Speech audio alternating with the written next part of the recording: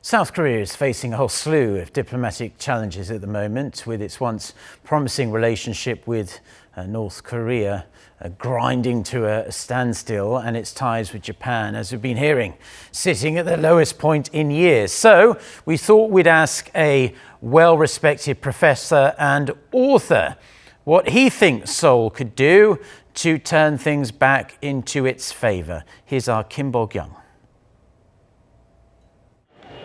Jared Diamond, renowned writer of the book Guns, Germs and Steel, has come to Korea to promote his new book, Upheaval, and has some advice that might help Seoul find solutions to the diplomatic problems it is currently facing.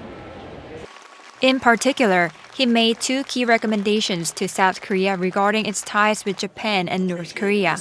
According to Diamond, although South Korea and Japan are both facing potential adversaries in the region, such as China and North Korea, unresolved historical issues were hampering their cooperation. He said a sincere apology from Japan was the key to restoring ties, but added that Korea must wait patiently until the Japanese come to a reckoning on its own with the country's wartime past. Still, the professor emphasized that the two countries need to maintain cooperation in certain areas. Both South Korea and Japan face big problems with the depletion of fisheries around the world.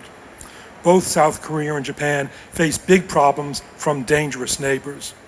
So even though South Korea and Japan may disagree strongly about some things, it would be good to work with Japan on the things where you have the same goals to foster cooperation in at least some areas. Touching upon inter-Korean ties, Professor Diamond emphasized the importance of steady back-channel dialogue in order to break the current impasse.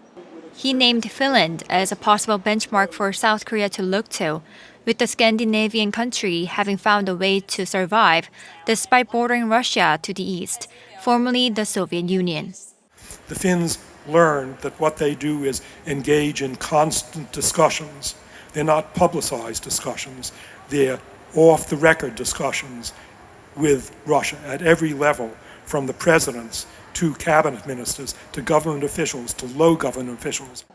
The eminent author shares more of his insight in his new book, showing ways the world can deal with global challenges, citing the examples of 7 countries that went through a national political crisis.